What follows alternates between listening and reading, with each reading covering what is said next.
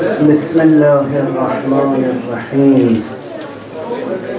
الحمد لله رب العالمين، والصلاة والسلام على أشرف الخلائق أجمعين، سيدنا وسيد الأولين والآخرين، حبيبنا وحبيب إله العالمين، إمام المرسلين وخاتم النبيين، أبي القاسم المصطفى محمد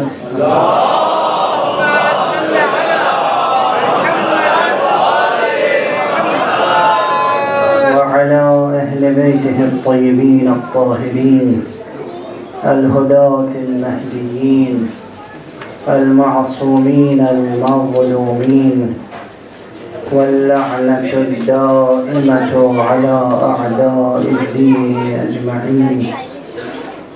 أما بعد، فقد قال الله تعالى عز اسمه في محكم كتابه ومتقن خطابه: بسم الله الرحمن الرحيم. يا أيها الرسول بلغ ما أنزل إليك من ربك وإن لم تفعل فما بلغت رسالته. صدق الله العلي العظيم.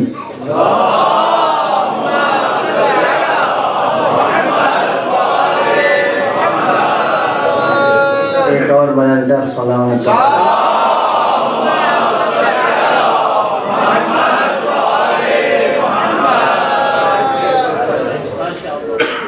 قرآن حکیم کا یہ مقام سخن وہ ہے کہ جس میں رب کا جلال ربوبیت ظاہر ہو. سبحان اللہ، سبحان اللہ، ماشاء اللہ، اللہ اکبر، سبحان اللہ. ربوبیت میں جلال بھی ہے، جمال بھی ہے، سبحان اللہ. لیکن یہ مقام سخن وہ ہے، یہ آیت وہ ہے کہ جس کا آغاز ہی بتاتا ہے کہ یہ مقام ہے اظہار جلال ربوبیت کا. اور کلن اگر اس فقیر کی یہ تعبیر آپ کے ذہن میں محفوظ ہو جائے تو سوچتے رہیے گا کہ بعثت مصطفیٰ صلی اللہ علیہ وآلہ وسلم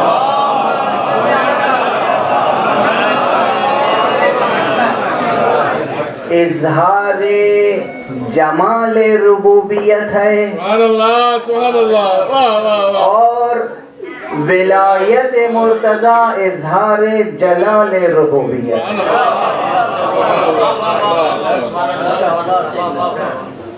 اب خود اس فقرے کی تشریح کے لیے بہت وقت چاہیے. صفات جلال کو صفات جلال کیوں کہتے ہیں؟ صفات جمال کو صفات جمال کیوں کہتے ہیں؟ اور یہ فقیر کیوں عرض کر رہا ہے کہ اصلاً بعثت مصطفیٰ صلی اللہ علیہ وسلم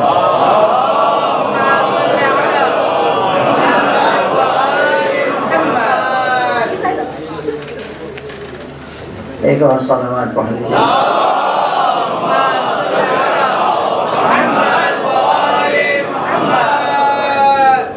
حضور کی بعثت رحمت للعالمین کی بعثت،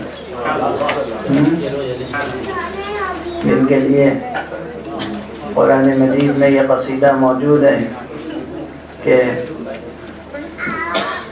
وَمَا أَرْسَلْنَاكَ إِلَّا رَحْمَةً لِلْعَالَمِينَ، ہم نے آپ کو نہیں بھیجا مگر عالمین کے لیے رحمت بنا. اور یہی نہیں بلکہ شروع سے آخر تک کتنے مقامات ہیں جہاں حضرت صلی اللہ علیہ وآلہ وسلم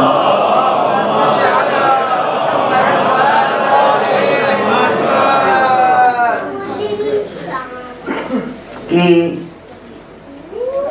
نعتیں لکھی ہیں پیغمبر نے پروردگار عالم نے قرآن مجید میں، انک لعلی خلق عظیم، اور الا ماشاء اللہ مجھے اس وقت بہت پرانا جملہ اپنا یاد آ رہا ہے کہ یہ قرآن مجید کچھ اس صنعت میں نازل ہوا ہے کہ اگر پہلی نظر ڈالیے تو معلوم ہوتا ہے کہ از اول تا آخر ایک قصیدہ توحیدیہ ہے، ایک قصیدہ حمدیہ ہے، پھر اسی پہ نظر ڈالیے تو معلوم ہوتا ہے کہ از اول تا آخر ایک قصیدہ نعتیہ ہے، پھر اسی پہ نظر ڈالیے تو معلوم ہوتا ہے از اول تا آخر ایک قصیدہ ہے منقبت کا جو شان امیر المؤمنین علی بن ابی طالب۔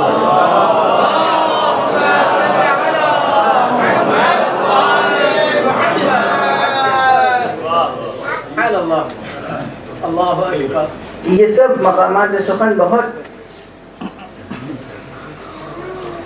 غور اور تأمل اور تدبر اور تفکر اور تعمق چاہتے ہیں۔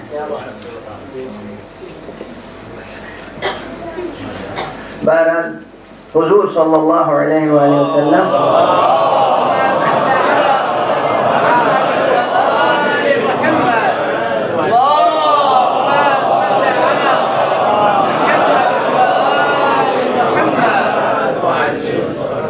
کی بعثت اظہار جمال ربوبیت ہے، اور ولایت امیر المومنین علی بن ابی طالب علیہ السلام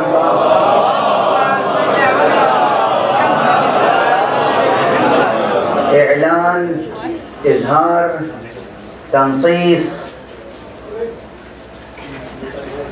یہ اظہار جلال ربوبیت ہے۔ واقعاً دامن وقت میں گنجائش نہیں ہے کہ میں اس فقرے کا، اس ایک فقرے کا حق ادا کر سکوں کہ یہاں جو میں عرض کر رہا ہوں جلال ربوبیت کا اظہار ہے، اس سے کیا مراد ہے۔ اس میں بہت سی ظاہری اور باطنی باتیں سامنے آئیں گی، لیکن جو بالکل سامنے کی بات ہے، جس کی طرف اکثر خطبہ اشارہ بھی کرتے رہتے ہیں، جو بالکل سامنے کی بات ہے وہ اس آیت کے انداز تخاطب سے متعلق ہے۔ یہ نکتہ مشہور ہے، معروف ہے، آپ حضرات کے ذہنوں میں بھی ہوگا، نہیں ہوگا تو ہونا چاہیے، کہ حضور کی شان یہ ہے کہ پورے قرآن مجید میں حق سبحانہ و تعالی نے اپنے جتنے نبیوں کو پکارا ہے براہ راست ان کا نام لے کے پکارا ہے۔ یا آدم، یا نوح، یا موسیٰ، یا عیسیٰ، جس کا نام لیا ہے، اللہ آن حضرت صلی اللہ علیہ وسلم۔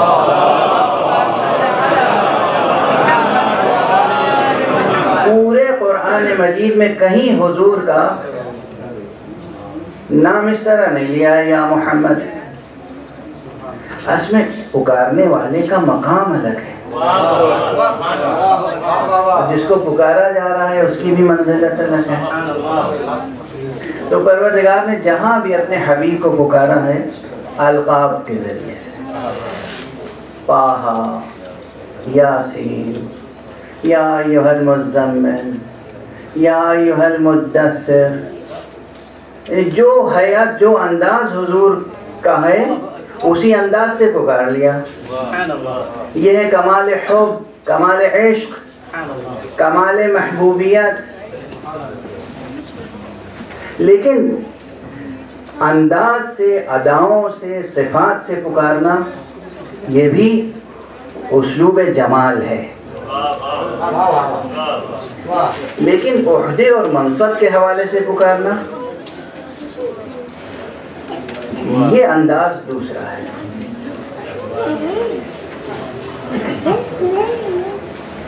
یہاں پر منصب کے حوالے سے پکارا گیا ہے، یا ایھا الرسول، اے میرے پیغمبر۔ یعنی معاف کیجیے گا، یہ بچوں کے سمجھانے کے لیے ہے کہ دیکھیے بڑی سطح پر بھی ایک گفتگو کا اپناپن تو ہوتا ہے نا۔ اب فرض کیجیے کوئی پرائم منسٹر ہے، وہ اپنے کسی ملک کے ایمبیسیڈر سے گفتگو کر رہا ہے تو وہ یہ تھوڑی کہتا ہے مسٹر ایمبیسیڈر، اب وہ نام لے لیتے ہیں، لیکن جب کہے مسٹر ایمبیسیڈر اس کا مطلب کہ کوئی بات ایسی ہے جو بڑی اہمیت کی ہے، جو عہدے سے تعلق رکھتی ہے، مملکت کے راز سے تعلق رکھتی ہے، کسی اہم پیغام سے تعلق رکھتی ہے۔ یہاں صورتحال یہ ہے کہ نہ نام لیا، نہ کسی صفت سے پکارا، نہ کسی ادا سے پکارا، یا ایھا الرسول، اے پیغمبر، اور اس کے بعد فرمایا یا ایھا الرسول بلغ، اے میرے پیغمبر پیغام پہنچا دیجئے۔ یہ انداز ہی انداز جلال ہے۔ اور آخر آیت اس کا مزید ثبوت فراہم کرتی ہے، یا ایھا الرسول بلغ ما انزل الیک من ربک۔ اب دیکھیے میں نے جو رب کے ساتھ یہ دو کلمے استعمال کیے تھے، جلال ربوبیت اور جمال ربوبیت، اس آیت میں بھی لفظ رب ہے۔ اے رسول پہنچا دیجئے وہ پیغام جو آپ کے اوپر نازل ہوا ہے آپ کے رب کی طرف سے۔ وَإِن لَمْ تَفْعَلْ، اور اگر آپ نے یہ نہیں کیا، فَمَا بَلَّغْتَ رِسَالَتَهُ، تو آپ نے اس کی رسالت ہی نہیں پہنچائی۔ بہت مشہور ہے آیت، یہ آپ میں سے اکثر کو یاد ہے اور اکثر ان نکات کی طرف متوجہ کیا جاتا رہتا ہے۔ یہ آیت قرآن مجید میں موجود ہے اور مفسرین اللہ ماشاءاللہ ہر سال 2، 4، 10 نئی تفسیریں چھپتی ہیں۔ جو لوگ، ہماری بات چھوڑ دیجئے، ہمارا نظریہ، ہمارا عقیدہ تو معلوم ہے، لیکن جو لوگ اس آیت کریمہ کو روز غدیر سے مربوط نہیں سمجھتے اور امر ولایت سے متعلق نہیں جانتے، ان کے لیے ایک سوال ضرور ہے۔ یہ بتائیے کہ پیغمبر اکرم صلی اللہ علیہ وآلہ وسلم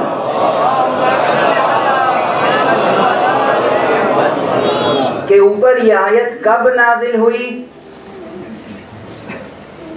اور آخر کس حکم سے متعلق نازل ہوئی؟ کیا بالکل شروع میں نازل ہوئی تھی؟ یہ قول کہیں نہیں ملے گا آپ کو۔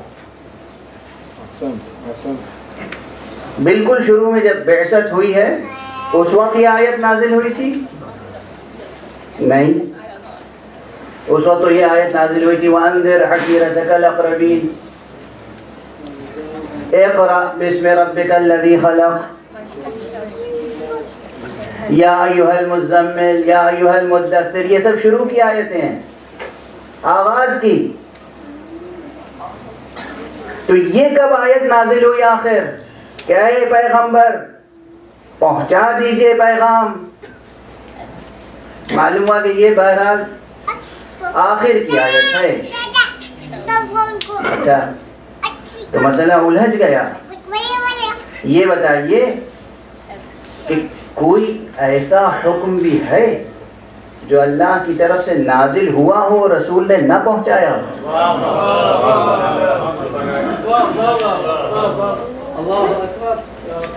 کوئی مسلمان ایسی کوئی نظیر پیش کر سکتا ہے، کوئی مثال پیش کر سکتا ہے، کوئی موقع پیش کر سکتا ہے کہ کوئی حکم اللہ کی طرف سے نازل ہوا اور حضور نے نہ پہنچایا ہو؟ کوئی ایسا حکم، نماز، روزہ، حج، زکوٰۃ، جہاد، امر بالمعروف، نہی عن المنکر، عبادات سے متعلق، معاملات سے متعلق کوئی حکم جو حضور پر نازل ہوا ہو اور حضور نے نہ پہنچایا ہو، ممکن ہے یہ؟ پوری امت کہے گی کہ یہ ممکن نہیں ہے۔ جب کوئی حکم نازل ہوتا تھا فوراً حضور پہنچا دیتے تھے، اور جب تک حکم نہیں نازل ہوتا تھا اس وقت تک کوئی بات پہنچاتے بھی نہیں تھے. دونوں باتیں ہیں. اور فرمایا یہاں جب نازل ہوتا تھا تو پہنچا دیتے تھے, اور جب تک نازل نہیں ہوتا تھا نہیں پہنچاتے تھے. یہ تھی شان رسالت, یہ تھی شان امانت, یہ تھی شان صداقت. تو معلوم ہے جب بھی کوئی پیغام نازل ہوا, کوئی حکم نازل ہوا, فوراً پہنچا دیا. تو یہ اچانک یہ لہجے کے بدلنے کا تصور کیا ہے؟ یہ سبب کیا ہے؟ اے رسول پہنچا دیجئے جو آپ پر نازل ہو چکا ہے. یہی آیت ہے کہ نازل بھی ہو چکا ہے اور پہنچایا نہیں ہے, اور اب موقع ہے پہنچانے کا.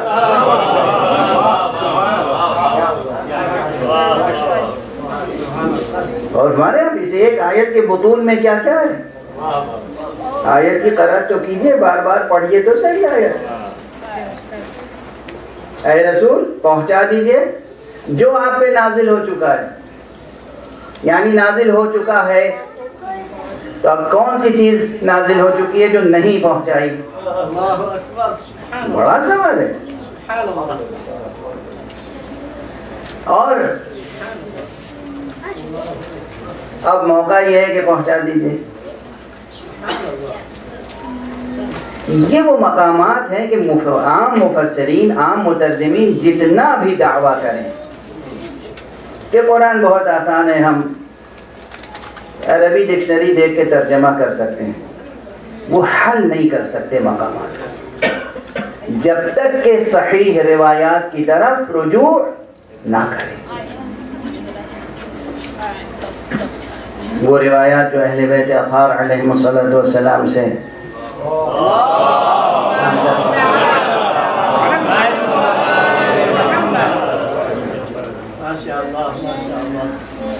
اچھا, پھر سوالات ہی آگے بڑھاتا چلوں. پہلا سوال یہ کہ آیت کب نازل ہوئی؟ شروع میں بہرحال نازل نہیں ہوئی, آخر میں نازل ہوئی. دوسرا سوال کس حکم سے متعلق ہے؟ تیسرا سوال آخر یہ آیت نازل ہوئی تو رسول نے اس آیت پہ عمل کیا یا نہیں؟ عمل کیا تو اس آیت کے نازل ہونے کے بعد کون سا حکم پہنچایا؟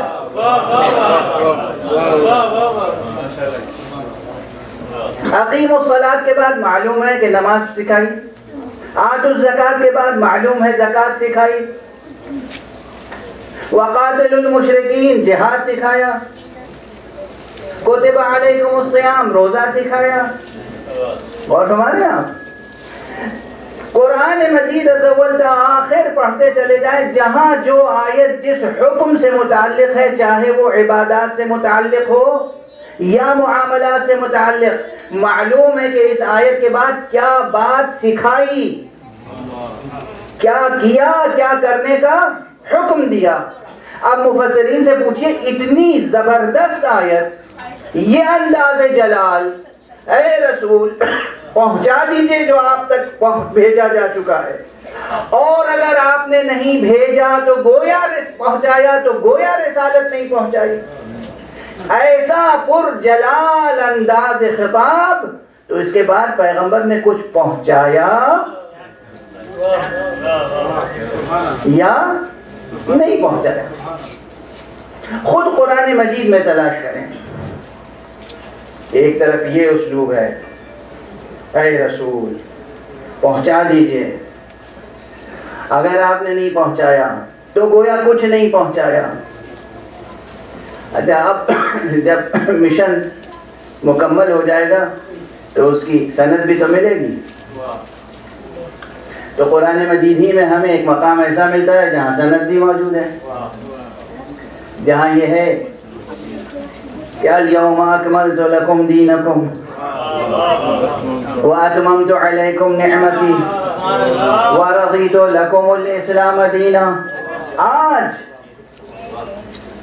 ہم نے تمہارے اوپر, آج ہم نے تمہارا دین مکمل کر دیا اور تمہارے لیے نعمت اپنی تمام کر دی, اور تمہارے لیے اس دین اسلام سے راضی ہو گئے. لوگ تو افراد کے لیے رضی اللہ تعالیٰ عنہ کی دعائیں کرتے ہیں، یہاں تو پروردگار اس دین سے راضی ہونے کا اعلان فرما رہا ہے۔ آج ہم اس دین سے راضی ہو گئے۔ سوال یہ ہے کہ وہ پیغام کیا تھا اور یہ روایت، یہ اتنی بڑی سند کس امر سے متعلق ہے؟ ظاہر عام مفسرین کے پاس اس کا کوئی جواب معقول ہو یا نہ ہو، لیکن خود ان کی کتابوں میں بھی اور ائمہ اہل بیت سے استفادہ کرنے والوں کی کتابوں میں بکمال وضوح پوری وضاحت کے ساتھ موجود ہے کہ یہ امر کوئی امر نہیں تھا الا امر ولایت امیر المؤمنین علی بن ابی طالب علیہ السلام۔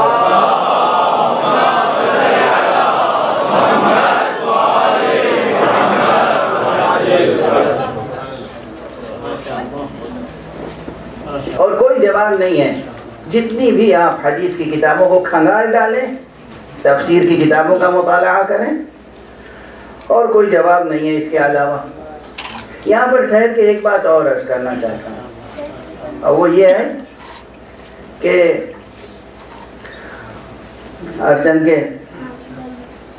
دامن وقت میں گنجائش نہیں ہے اور بنا میری بھی اختصار پر ہے، اس لیے میں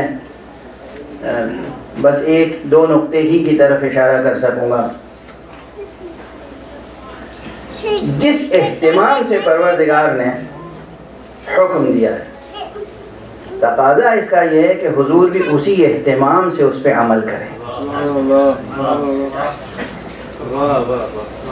تقاضا یہ، جو چیز جتنی اہم ہوتی ہے اس کو اسی اعتبار سے، اسی اہمیت کے ساتھ پیش کیا جاتا ہے۔ تو دیکھنا یہ کہ پیغمبر نے سب سے زیادہ اہتمام کس امر کو پہنچانے میں کیا ہے۔ یہاں پر میں دعا کرتا ہوں، اور ایک بیٹا اپنے باپ کے حق میں کر بھی کیا سکتا ہے بجز دعا۔ میں اپنے والد ماجد مرحوم مغفور کے لیے دعا کرتا ہوں، پروردگار ان کے درجات بلند فرمائے۔ یہ نقطہ جو ابھی عرض کرنا چاہتا ہوں، یہ سب سے پہلے ان کی زبان پر آیا تھا، اور یہ کتابچہ شائع بھی ہو چکا ہے حکمت تبلیغ کے عنوان سے۔ اور میں بیٹے ہونے کی حیثیت سے نہیں عرض کر رہا ہوں، بلکہ میں نے نہ جانے کتنی کتابوں کا مطالعہ کیا اور کتنے بزرگ خطباء سے، علماء سے پوچھا، لیکن سب نے کہا کہ نہیں، یہ نقطہ آپ کے والد ہی کا ہے، اس سے پہلے نہیں سنا گیا۔ اب ظاہر ہے اس کے بعد میں بھی تو ایک بار پڑھ چکا ہوں، اور ان کے پڑھنے کے بعد اور بھی ظاہر ہے کہ نقطے تو تحفہ بن ہی جاتے ہیں، تو اور حضرات بھی یقیناً استفادہ کرتے ہوں گے۔ لیکن سب سے پہلے میں نے انہی کی زبان سے خود نجف اشرف میں، کربلا میں، اور اس کے بعد ہندوستان میں سنا، اور وہ آپ تک منتقل کر رہا ہوں۔ جس اہتمام سے پروردگار نے حکم دیا تھا، اسی اہتمام سے حضور نے پہنچایا۔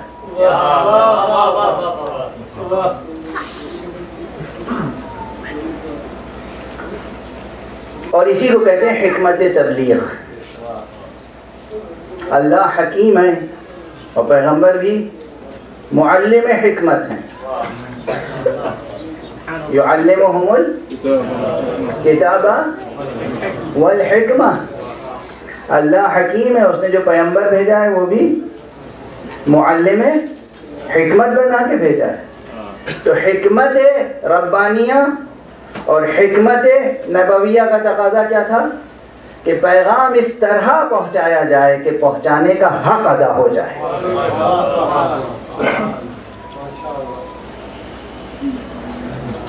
اور توجہ رکھیے گا اس جملے کی طرف، بہت سے حضرات جو ہر چیز پر بدعت کا فتویٰ دے دیتے ہیں، تو ظاہر ہے کہ محفل غدیر کے لیے بھی سب سے بڑا فتویٰ تو اسی محفل پہ لگتا ہے کہ یہ بدعت ہے۔ میں عرض کروں، حضور صلی اللہ علیہ وآلہ وسلم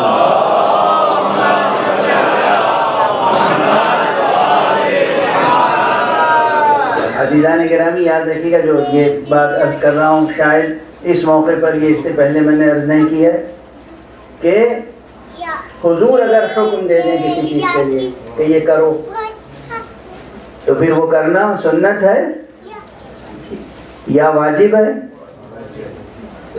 یا بدعت ہے؟ دو ہی رتبے ہو سکتے ہیں۔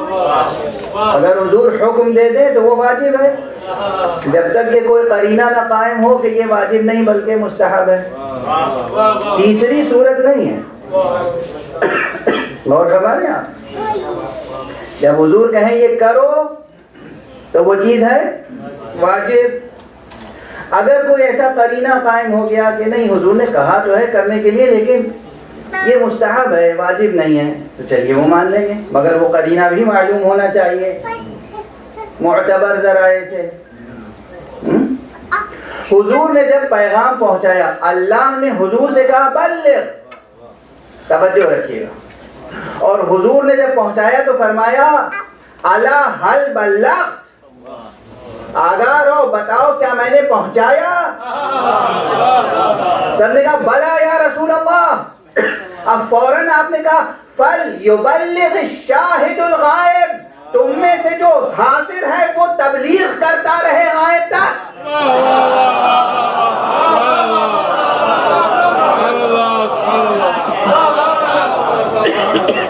ہم نے تم تک پہنچایا، تم نے سنا، تم نے مجھے دیکھا، اب جو موجود نہیں ہیں ان تک تم پہنچاتے رہنا، یعنی قیامت تک ایک نسل کا دوسرے نسل تک منتقل کرنا۔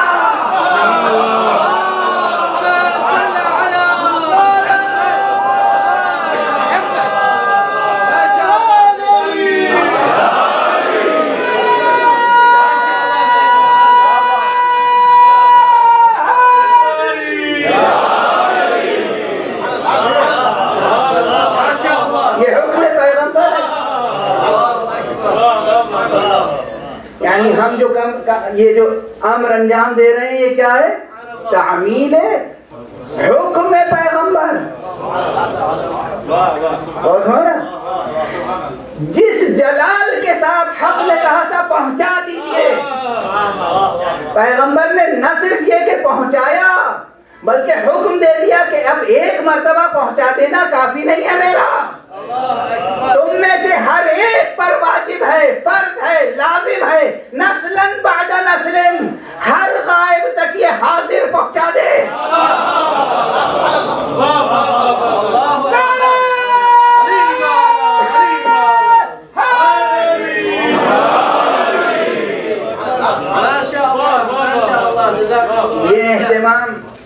یہ انتظام تو قیامت تک کے لیے کہ گویا جشن غدیر منعقد کرنا، منبر نصب کرنا، منبر پر خطیب کا آ کر اس حدیث کا دہرانا کہ پیغمبر نے ہاتھ میں ہاتھ لے کر فرمایا تھا من کنت مولا فہذا علی المولا، سب کا مولا، سب کا آقا، سب کا رہبر، سب کا شافی، اللہ کا شوہر، علی کے بابا، کعبے کا کعبہ، حدود کعبہ، موسیٰ سے پوچھا، موسیٰ بھی بولے، آسمان پکارا، زمین بھی بولی، اللہ ہے خیبر، علی کوثر، علی محشر، اللہ قمبر، اللہ ابوذر، سود سہارا، سود کنارا،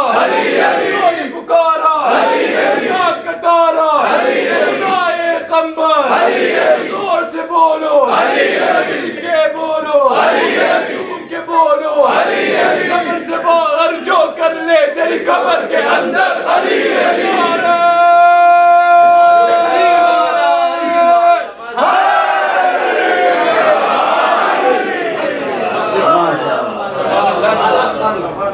جزاکم اللہ۔ میں آپ کو دعائیں دے رہا ہوں، پروردگار اس جوش اور جذبے کو سلامت رکھے اور ان ماؤں کو سلامت رکھے جو ایسے بچوں کی تربیت کرتے ہیں۔ ان والدین کو سلامت رکھے جو ایسے بچوں کی تربیت کرتے ہیں۔ ولایت علی بہت بڑی ہے، اس کائنات میں ولایت علی سے بڑی کوئی نعمت ہے ہی نہیں۔ بعد از توحید باری تعالی، بعد از توحید باری تعالی اور بعد از وجود مبارک و مقدس مصطفیٰ، اس سے بڑی کوئی نعمت نہیں ولایت علی، جس کا پہنچانا اللہ نے نبی پر فرض کیا اور نبی نے ہر ایک پر فرض کیا۔ یعنی آپ کے اوپر زندگی میں جتنے واجبات ہیں، نماز واجب ہے، روزہ واجب ہے، حج واجب ہے،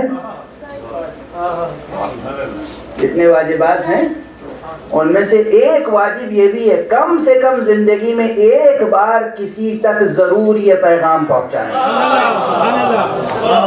سنو، ہم تک پہنچا ہے یہ پیغام، سنو ہم تک یہ پیغام پہنچا ہے کہ رسول حق نے فرمایا من کنت مولا فہذا علی المولا۔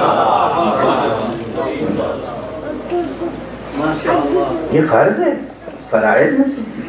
اور اب آپ کو ایک بات اور عرض کر دوں، 5 وقت کی نمازیں واجب ہیں، تو بس اس کے علاوہ پھر نہ کوئی اور نماز تو نہیں ہے نا؟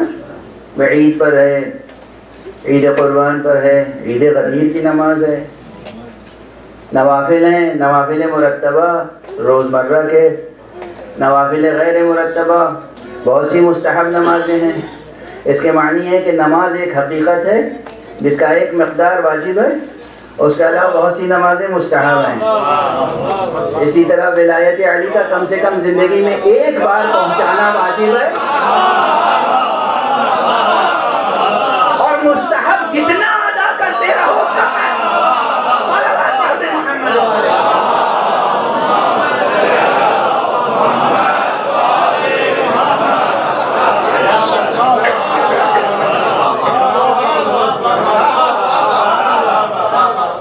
کم سے کم ایک بار واجب ہے، جیسے حج۔ کوئی ہے جو یہ کہہ دے کہ ایک مرتبہ حج کر لیا تو دوبارہ حج کرنا مستحب نہیں ہے یا جائز نہیں ہے یا بدعت ہے؟ اگر ایک مرتبہ زندگی میں حج کر لیا تو دوبارہ حج پہ نہ جائیے گا، بدعت ہے کسی میں جرأت یہ کہنے کی؟ قرآن مجید میں بے شک ایک مرتبہ واجب قرار دیا گیا ہے، جن کو استطاعت ہے ان پر پوری زندگی میں ایک مرتبہ واجب ہے حج، لیکن کیا اس کے علاوہ حج نہیں کر سکتے؟ ارے توفیق ہو تو ہر سال جائیں، ثواب ہے۔ حج کے علاوہ ہر مہینے عمرہ کرنے کے لیے جائیں، ثواب ہے۔ یعنی کوئی قید نہیں ہے، جس طرح حج کی قید نہیں ہے، جس طرح زیارت کعبہ کی قید نہیں ہے، اسی طرح ذکر مولود کعبہ پر کوئی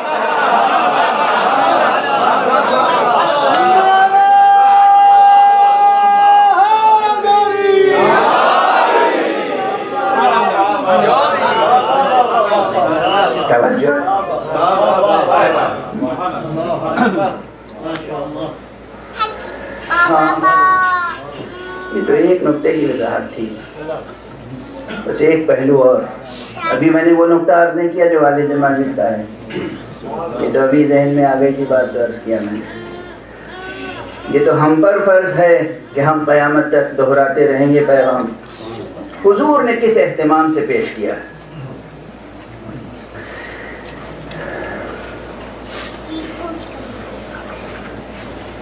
تمام اس وقت کی مملکت اسلامی کے حجاج عرفات میں جمع تھے، حضور عرفات میں بھی پیش کر سکتے تھے یہ پیغام،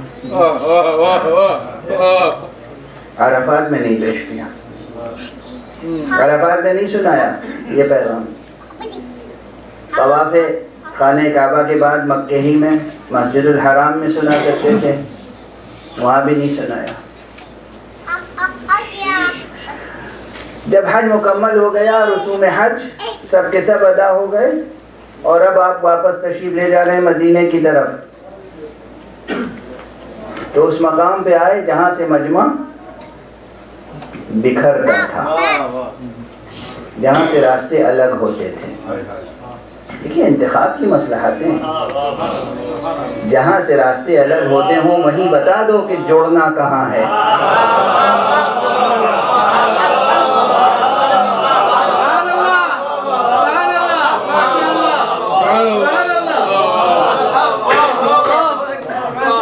اب یہ تاریخی حقیقت ہے، اس میں کوئی ایک کلمہ مبالغہ نہیں، کوئی ایک کلمہ مبالغہ نہیں۔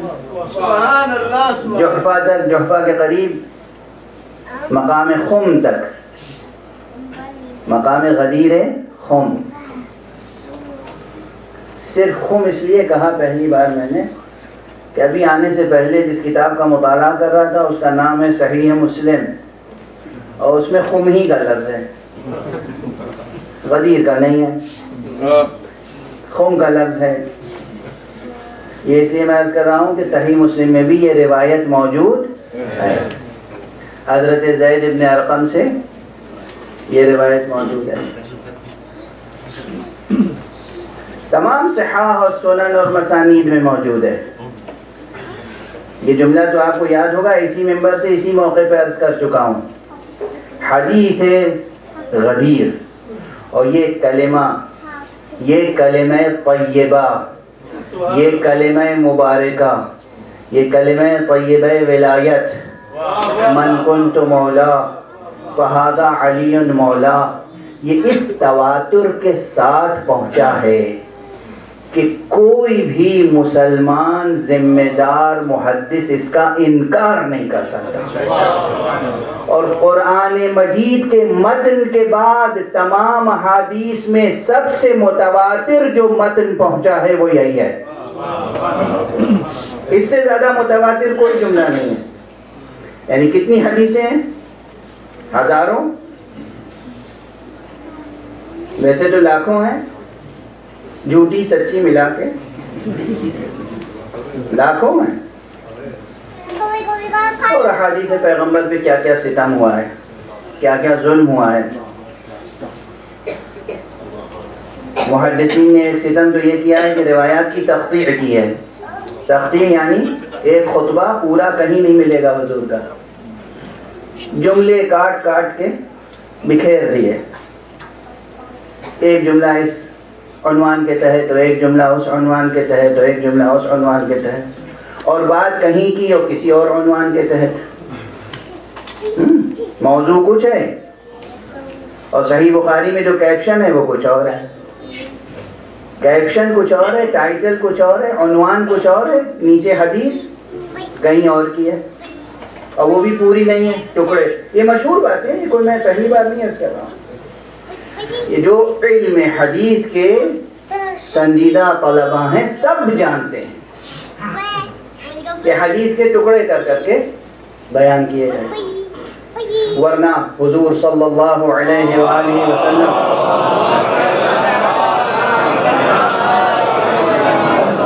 کی حیات طیبہ کا کامل ترین اور طویل ترین خطبہ خطبہ غدیر ہے، جو تقریباً ایک محدث کے قول کے مطابق 30-32 صفحات پر مشتمل ہے، اور جو متن کتاب احتجاج میں ہے وہ تقریباً 12 صفحات پر مشتمل ہے۔ طویل ترین خطبہ حضور کا، اور موقع ایسا تھا، دیکھیے نا، جس اہتمام سے آیت آئی ہے، یا ایھا الرسول بلغ، اے پیغمبر پہنچا دیجئے جو آپ پر نازل ہوا ہے۔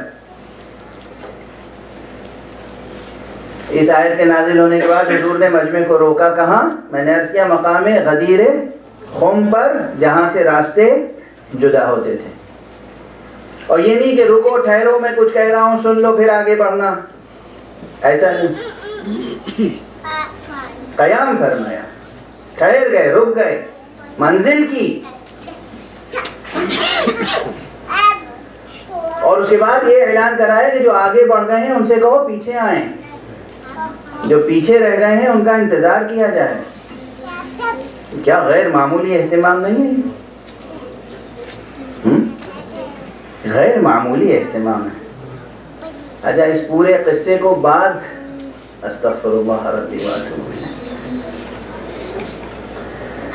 بعض مصنفین اور بعض مقررین، بعض باحثین، بحث کرنے والے،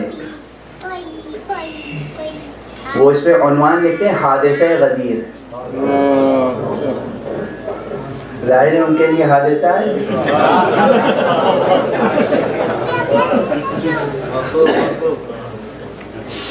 ہمارے لیے مجدہ ہے،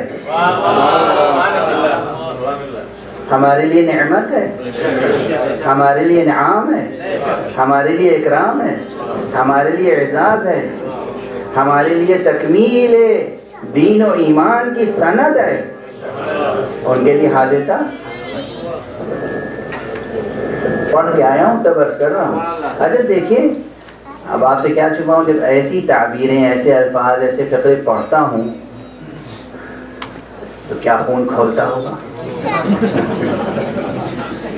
کیا گزرتی ہوگی، کیا قیامت گزر جاتی ہے طبیعت پر۔ اس کے بعد کتنا غصہ پی کے، صبر کر کے، برداشت کر کے یہاں آتا ہوں تو ہنس ہنس کے آپ سے باتیں کرتا ہوں۔ اب اگر وہ صاحب خود سامنے آ جائیں جنہوں نے لکھا ہے حادثہ غدیر، تو میرا ان کے ساتھ کیا رویہ ہونا چاہیے؟ ایک صلوات پڑھ دیجئے محمد۔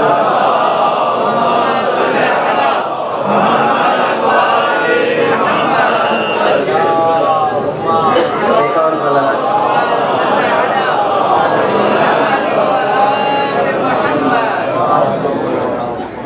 اور ہمارے یہاں کیا کیا کیا کیا کیا جا سکتا ہے؟ کس قدر صبر کرنا پڑتا ہے، کس قدر تحمل سے کام لینا پڑتا ہے۔ بہرحال تو وہاں روکا، ٹھہرایا سب کو، اور اس کے بعد ایک طویل خطبہ ارشاد فرمایا نماز ظہر کے بعد، ظہر و عصر نماز ملا کر پڑھی، اور اس کے بعد خطبہ ارشاد فرمایا۔ میں عرض کروں، جو لوگ ہم سے پوچھتے ہیں کہ تم لوگ نمازیں ملا کے کیوں پڑھتے ہو، ہم رسول کی سنت غدیر پہ عمل کرتے ہیں۔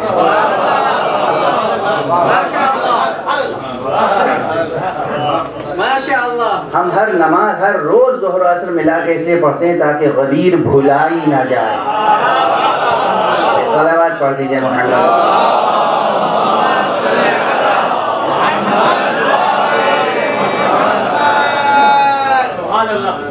روایت میں ظہر و عصر ملا کر پڑھی، اس کے بعد خطبہ ارشاد فرمایا یہاں تک کہ مغرب کا وقت ہو گیا، اور پھر مغرب و عشاء نماز ملا کر پڑھی۔ مدینے میں بھی پڑھی ہیں حضور نے نمازیں ملا کر، خود حج کے ایام میں، عرفات میں اور مزدلفہ میں مغرب و عشاء ملا کر وہاں نماز پڑھنی ہے، اور ظہر و عصر ملا کر وہاں نماز پڑھنی ہے، وہ اپنی جگہ۔ لیکن غدیر بھی وہ مقام ہے جہاں حضور نے ظہر و عصر ملا کر نماز پڑھی اور مغرب و عشاء ملا کر نماز پڑھی۔ بہرحال اس کے بعد خطبہ ارشاد فرمایا، طویل ترین خطبہ ہے، اور اس میں شروع سے لے کر جو کچھ عقیدے اور عمل سے متعلق پیغامات الہی ہیں سب پہنچائے، پھر دہرائے، اور ہر بات پہ کہتے رہے الا حل بلغت، کیا ہم نے پہنچا دی بات خدا کی تم تک؟ کیا ہم نے تبلیغ کر دیا؟ پہنچا دیا تم تک؟ تبلیغ کر دی ہم نے؟ ابلاغ کا فریضہ ادا کر دیا ہم نے؟ اور سب کے آخر میں پھر آپ نے ولایت امیر المومنین علی بن ابی طالب علیہ السلام کا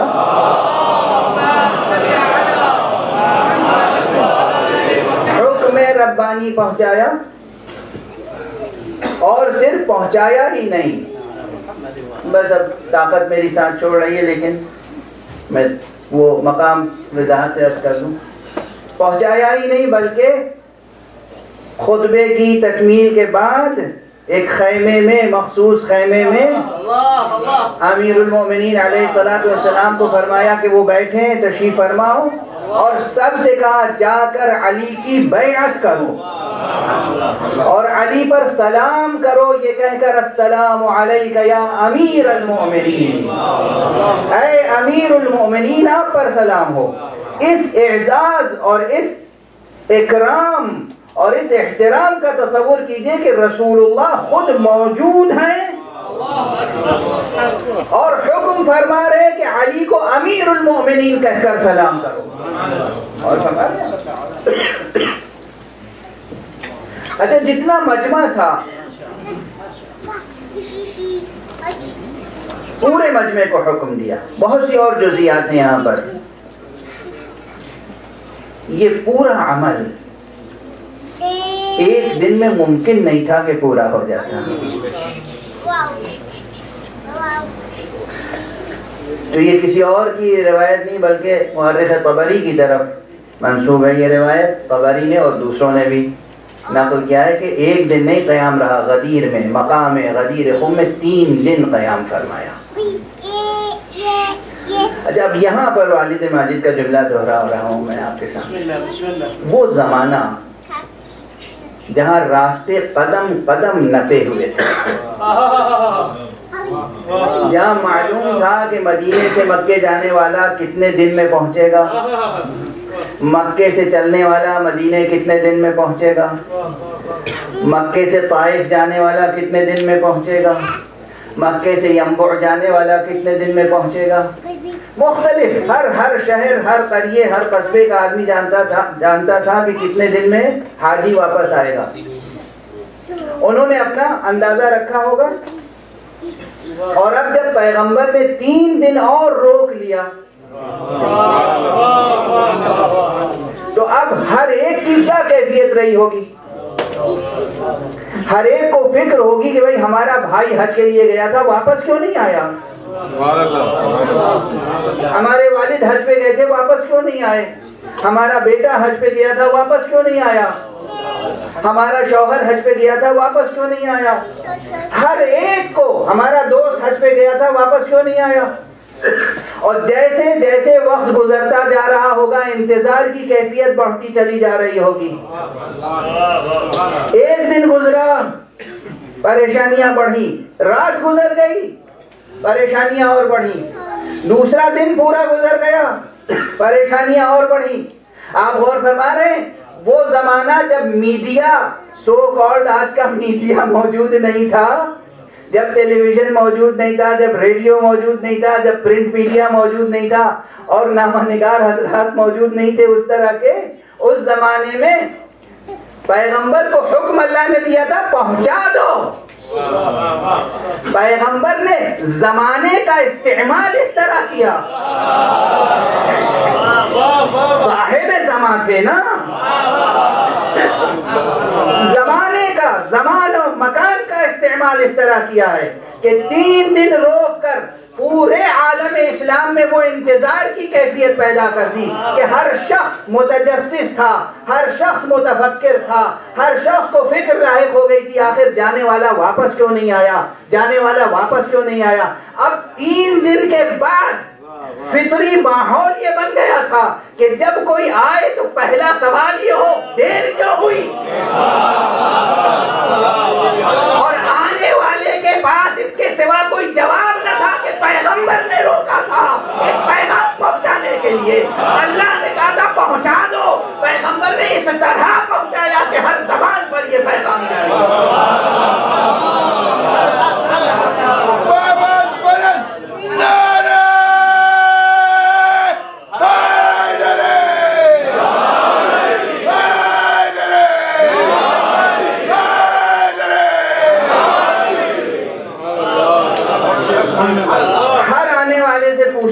پوچھتا تھا دیر کیوں ہوئی، جواب کیا تھا، رسول نے روکا تھا۔ پھر رسول نے کس لیے روکا تھا، ایک پیغام دینے کے لیے۔ وہ پیغام کیا تھا، پیغام یہ تھا کہ حضور نے فرمایا کہ من کنت مولا فہذا علی مولا، میں جس کا آقا ہوں، میں جس کا حاکم ہوں، میں جس کا سرپرست ہوں، میں جس کا مولا ہوں، بس یہ علی اس کے مولا ہیں۔ اب اس سے زیادہ گفتگو نہیں کروں گا، میں نے پہنچا دیا، آپ گواہی دیجیے گا۔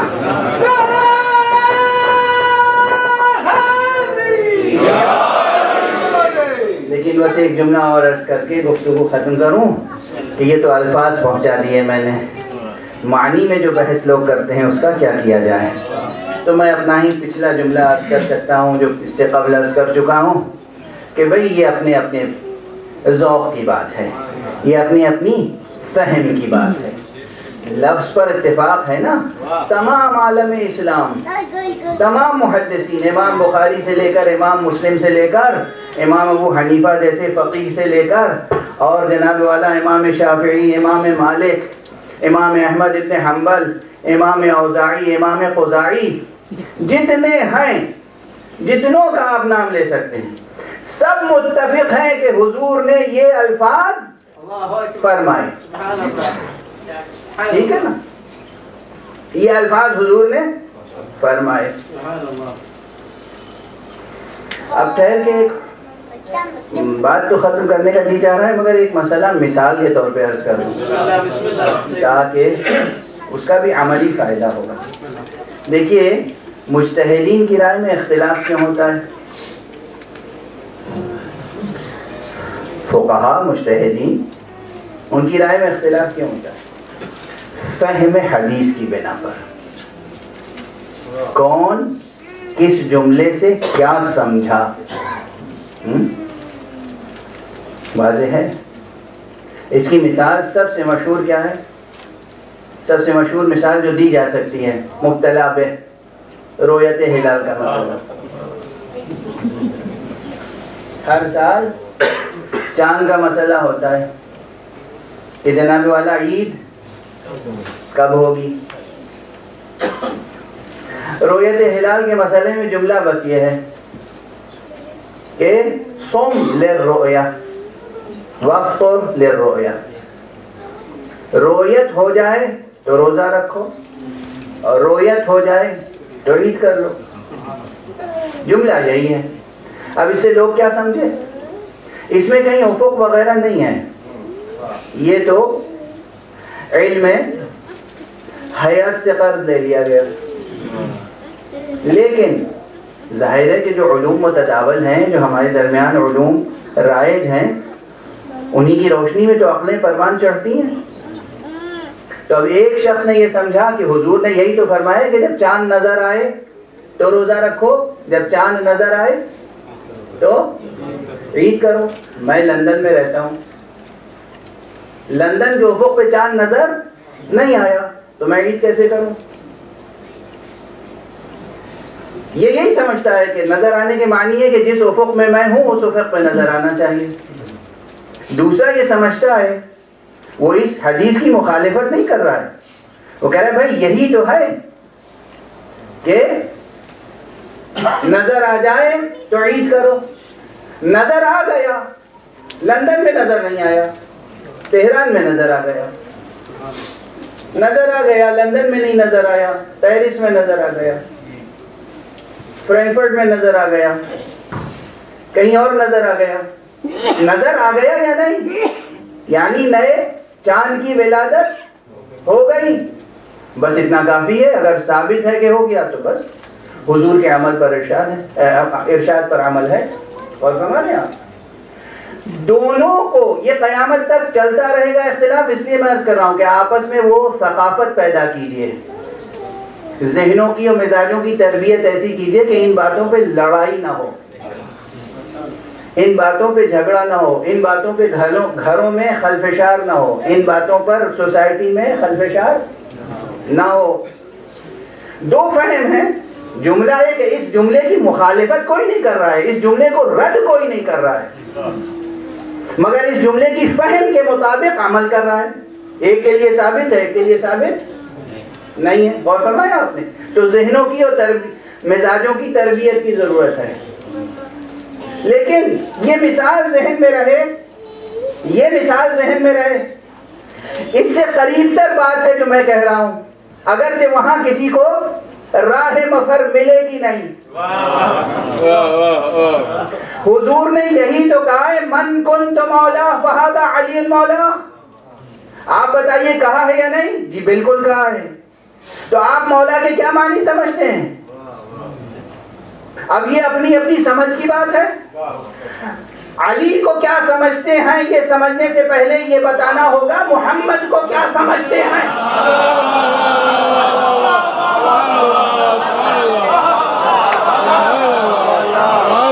اختلاف کوئی نہیں۔ مسئلہ یہ ہے کہ آپ مصطفیٰ صلی اللہ علیہ وآلہ وسلم کو کیا سمجھتے ہیں۔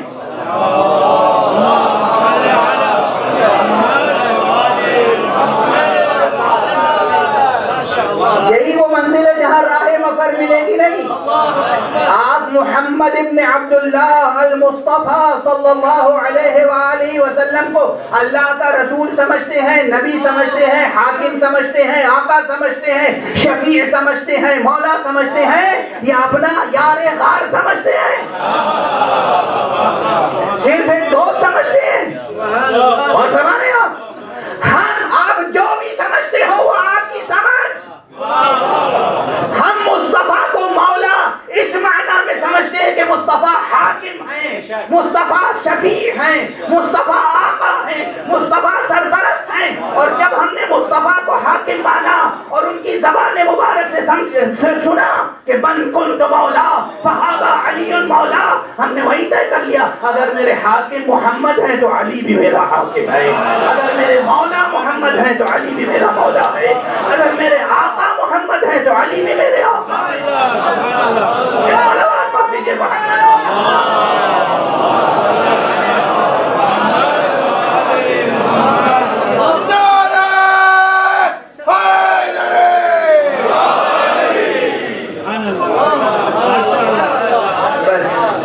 میرا خیال ہے الفاظ بھی پہنچا دیے میں نے اور معنی بھی آپ تک پہنچا دیے۔